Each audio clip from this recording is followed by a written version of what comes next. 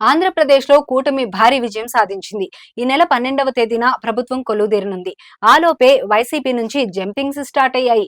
YCP ముఖ్యనేత Ravela Kishore Babu ఆ పార్టీకి రాజీనామా చేశారు. దళితుల సంక్షేమం తెలుగుదేశం పార్టీతో సాధ్యమవుతోందని ప్రకటించారు. దీంతో ఆయన టీడీపీలో చేరడం ఖాయమని స్పష్టమవుతోంది. రావెల కిషోర్ బాబు 2014 అసెంబ్లీ ఎన్నికల కన్నా ముందు తెలుగుదేశం పార్టీలో చేరారు. చంద్రబాబు హయాంలో ఏర్పడిన ప్రభుత్వంలో మంత్రిగా పనిచేశారు.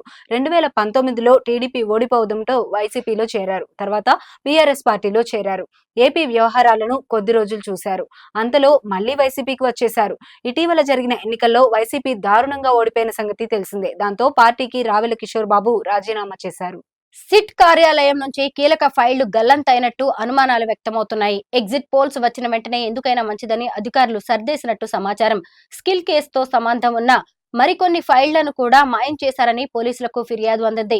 ఈ కేసులో డబ్బు చేతులు మారినట్టు ఆధారాలు ఎక్కడున్నాయని హైకోర్టు ప్రశ్నించింది. టీడీపీ అధినేత చంద్రబాబుపై అక్రమంగా కేసు పెట్టారని ప్రజలు సైతం విశ్వసించారు.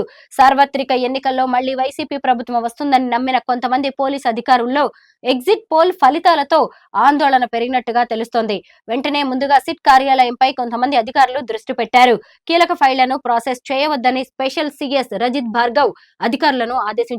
ఈ మేరకు ఆయన ఉత్తర్వులు జారీ చేశారు.